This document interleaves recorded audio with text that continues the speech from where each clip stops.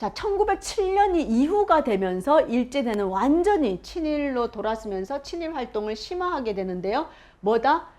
병합을 촉진하는 운동을 나서서 합니다. 친일하지, 매국하지, 작패, 폐단을 막 만들어내는 거예요. 이러다 보니까 회원들이, 그 많던 11만 명의 회원들이 탈퇴를 하게 됩니다. 내가 아무리 그래도 그렇지 나라를 팔아먹는 이 친일 회원이 될 수는 없다라고 탈퇴를 하게 되는데요.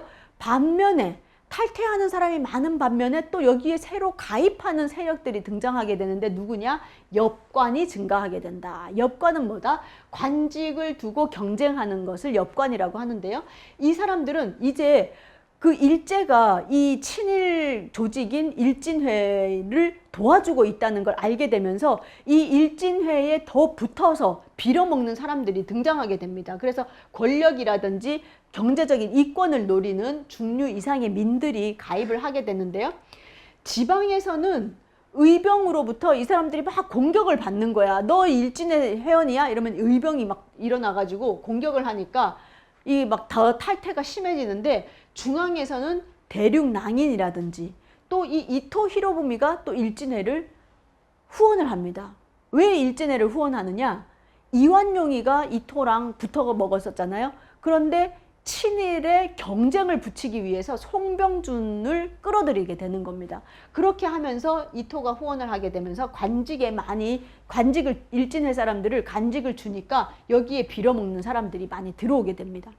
자, 1906년 9월에 손병희는 이미 이 친일로 너무 많이 돌아섰다라고 해서 이용구를 그 천도교에서 축출을 하고 이제 단절을 하게 됩니다. 그러다 보니까 종교적인 결석이라든지 대중 기반이 약화된 거예요. 그리고 1907년 4월에는 이용구는 천도교에서는 쫓겨났지만 시천교라고 하는 것을 아까 그 다케다 한시와 함께 조직을 하게 됩니다. 그렇게 하면서 종교를 왜 좋아하느냐? 사람들 종교하면은 종교 행사 일주일에 한 번씩 하잖아요. 모임이 쉽고 또 그 헌금 내잖아요.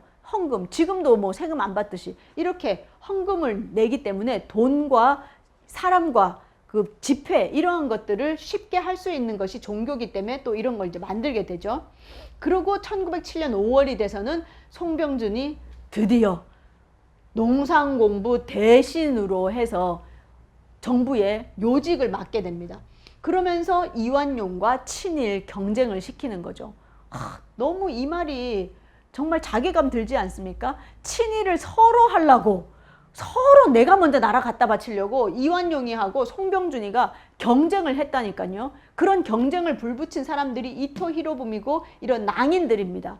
그런데 어디서 요새 이토 히로부미가 우리나라를 병합을 그렇게 할 필요가 없다고 안 했는데, 안중근 의사가 뭐 이토 히로부미를 죽였기 때문에 우리나라가 급하게 합병을 하게 됐다, 이런 말도 안 되는 소리를 하는 인간들이 지금 많이 등장하고 있는데, 그거는 아니라는 거죠. 이미 이토는 그 이전부터 우리나라를 먹기 위한 그 계획을 차근차근 진행을 하고 있었던 인물 중에 한 명이고, 이완용과 송병준을 친일 경쟁을 시킨 사람이 이토 히로부미입니다. 자, 그리고 이제 황실 재산을 정리하기 위해서 고종 폐위에 앞장서고, 고종 앞에서 송병준이 헤이그 특사 보낸 거 잘못했다고 가서 사과하라는 이런 말을 함부로 했던 인간이 송병준입니다. 그러고 나서는 이 일진 회원이, 송병준이가 이렇게 높은 자리에 올라갔으니까 관직에 관찰사에 일진 회원 4명, 군수는 17자리나 일진 회원을 주게 됩니다. 이렇게 해서 기득권자로서 성격이 이제 변화해버린 거예요. 일진회가. 그렇게 성격이 변하게 됩니다. 자, 그 당시에 단발령을 이렇게 많이 내렸잖아요. 근데 이 단발을 사람들은 다 거부했는데 문명 개화해야 된다 이래갖고 일진의 회원들은 거의 다 단발을 했다는 겁니다. 그런데 단발을 할 때 이 원래 상투를 틀 때요, 상투가 예쁘게 이렇게 되려면 요 정수리를 싹 깎았대요. 그래서 단발을 하고 나니까 여기가 머리가 없으니까 그때 저걸 가리기 위해서 사람들이 썼던 모자가 바로 이 도리우치라고 불리는 이 모자였습니다. 그래서 이 모자를 쓴 사람들이 바로 일진의 회원이 이런 모자를 많이 썼기 때문에 의병들의 표적이 되었던 모자가 바로 이 도리우치라는 모자가 되겠습니다. 1907년에 무슨 일이 있었어요? 정미 7조약. 정미 7조약이 체결이 되면서 군대를 해산을 시켜버리잖아요. 군대 해산 명령이 내려졌을 때 그때 궁궐을 지키고 한양에서 있었던 시위대 제1년대 제1대대장이었던 박승환 대대장이 어떻게 합니까? 군인은 국가를 위하여 경비함이거늘 이제 외국이 침략하고 있음에도 불구하고 호련히 군대를 해산하니 이는 황제의 뜻이 아니요 적신이 황명을 위조함이니 내 죽을지언정 명을 받을 수 없다 라고 이야기하면서 군인으로서 나라를 지키지 못하고 신하로서 충성을 다하지 못하였으니 10,000번 죽은들 무엇이 아깝겠는가 이런 이야기를 하시고 자결하셨습니다. 총으로.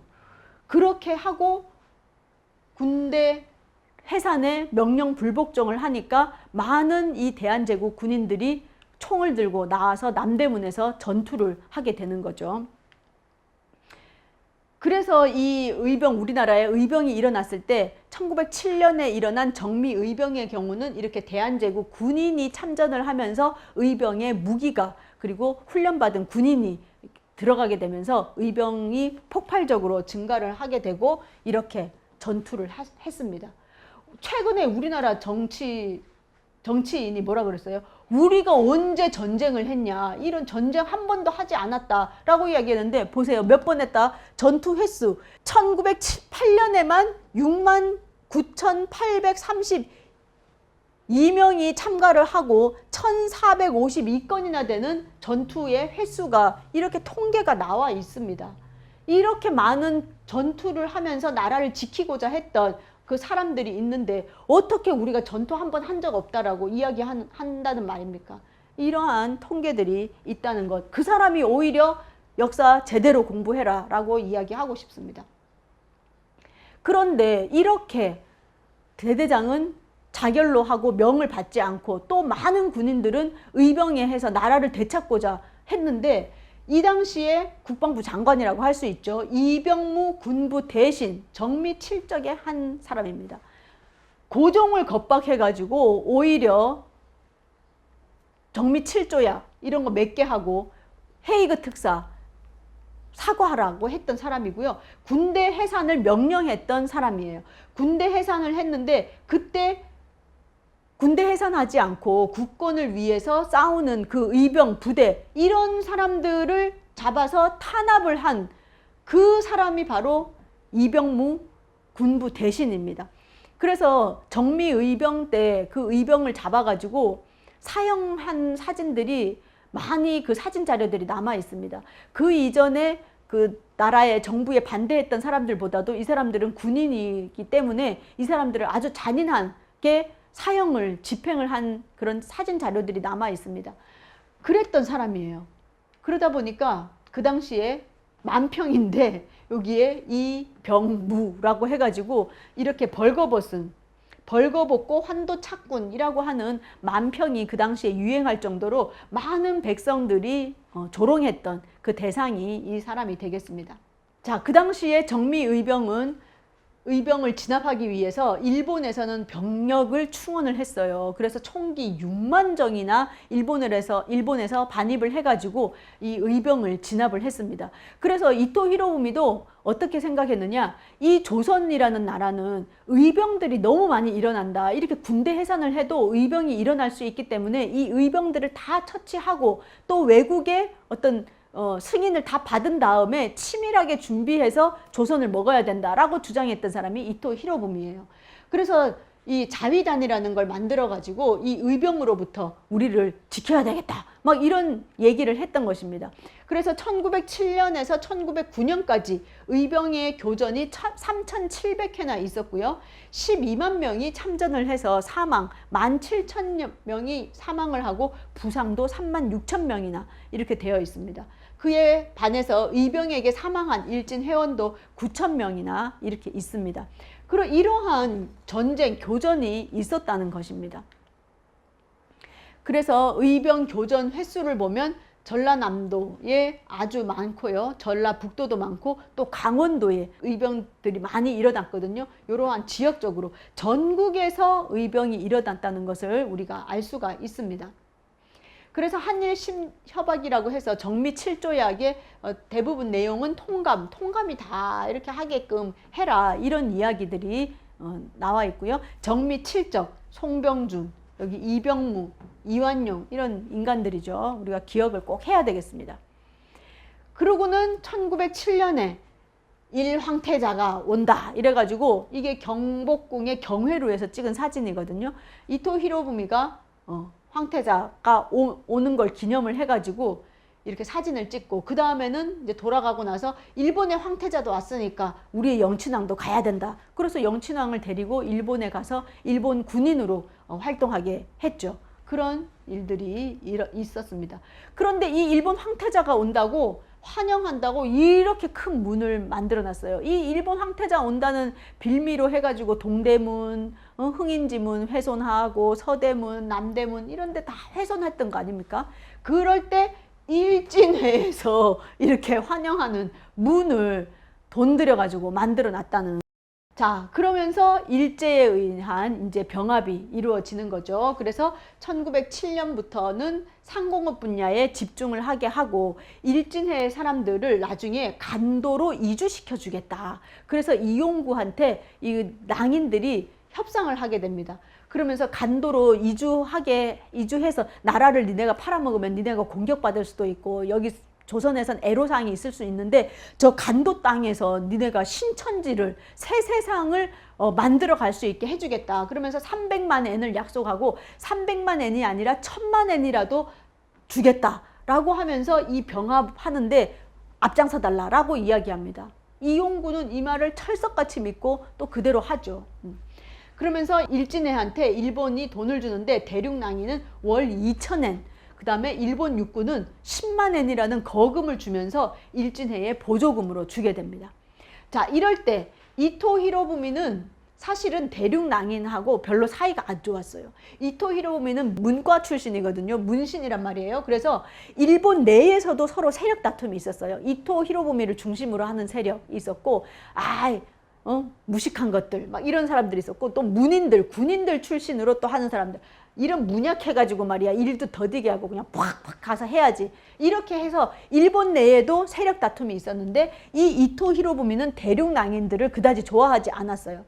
또 마찬가지로 이완용은 뭐예요? 우리가 정통 양반인데 어디 송병준 이거 기생 아들이라는데 근본도 없는 것이 지금 와가지고 나랑 같은 급으로 해? 이러면서 서로 싫어했어요. 그래서 이토 히로부미랑 이완용이 짝짝꿍, 대륙낭인하고 송병준이 짝짝꿍, 그러면서 서로 좀 알력이 있었습니다. 그러면서 서로 내가 먼저 나라 팔아먹어야 되는데 이러고 있었다는 거예요.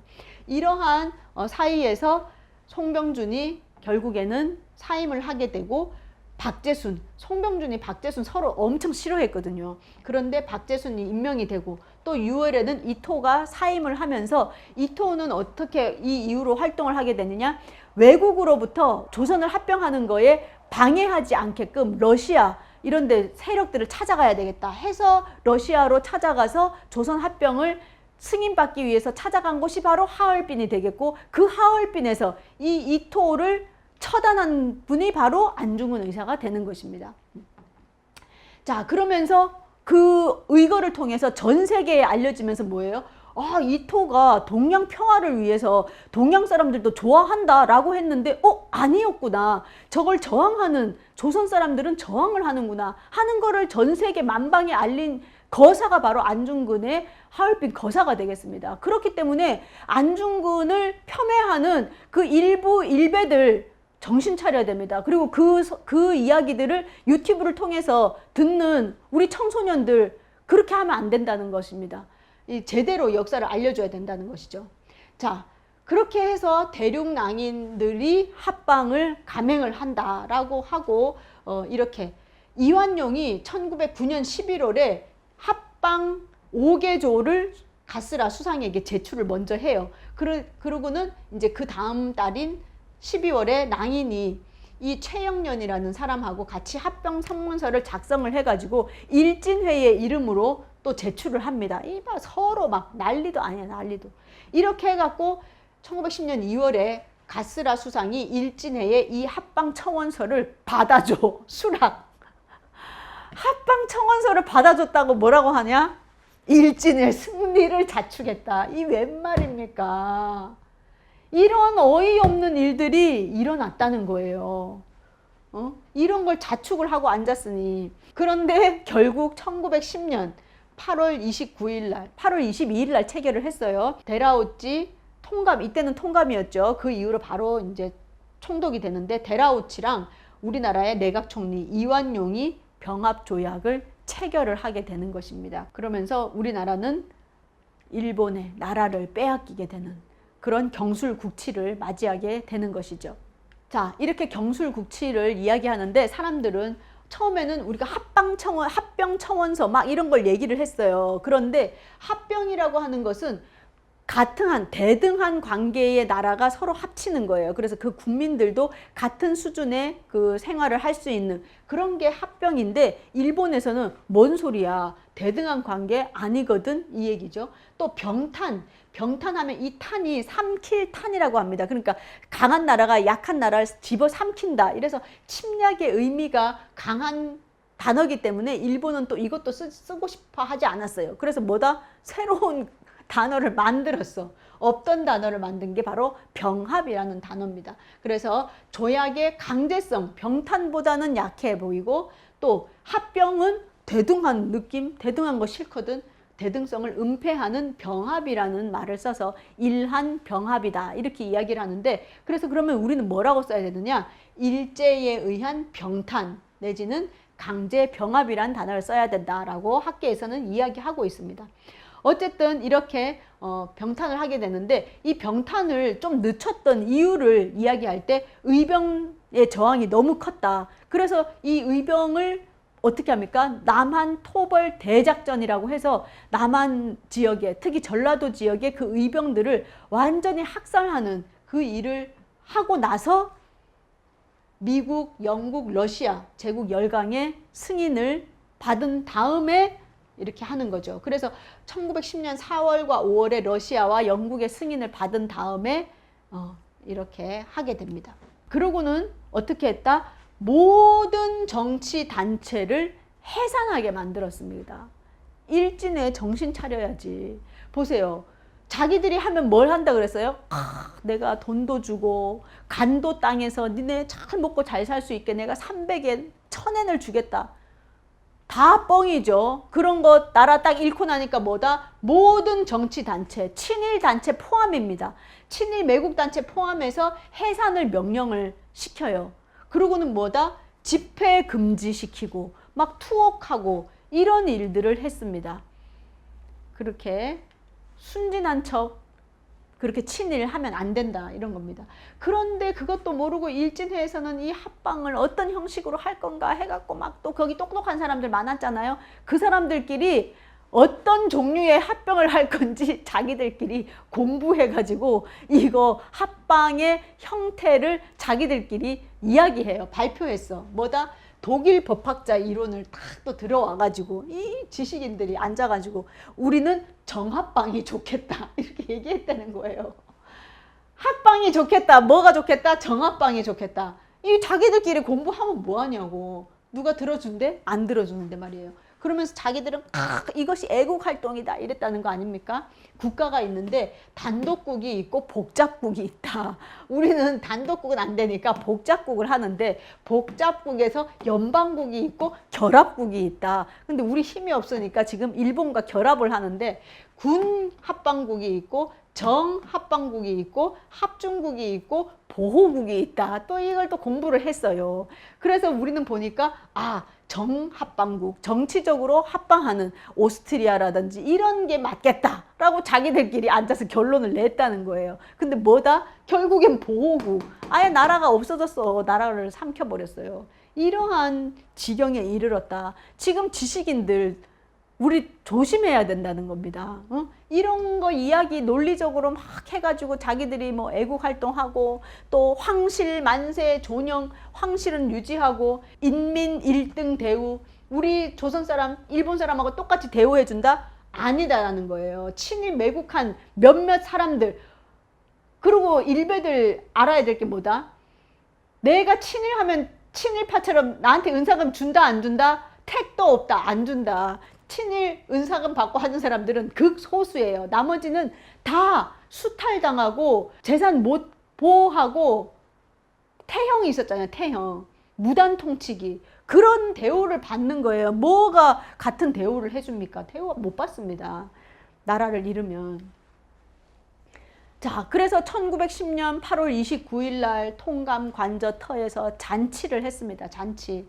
자, 발표는 29일 날 했지만 그 일주일 전에 사인했죠. 그래서 일제 침략기 통감 관저가 있던 곳이라 그래서 지금 남산 쪽에 가면 이렇게 통감 관저터를 만들어 놨습니다. 이 자리에서 축하 파티를 했다. 그 옆에 가면 요게 거꾸로 그 동상 세워놨던 그 기단이 거꾸로 되어 있는데요. 바로 하야시 곤스케의 동상이 있던 자리에 나중에 해방이 되고 나서 사람들이 가서 이 동상을 다 부셨죠. 그래서 그 밑에 남아있던 것만 찾아서 거꾸로 상징적으로 2015년에 이렇게 만들어 놨습니다.